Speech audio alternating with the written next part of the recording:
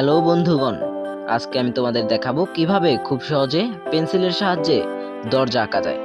আশা করি ভিডিওটি তোমাদের ভালো লাগবে।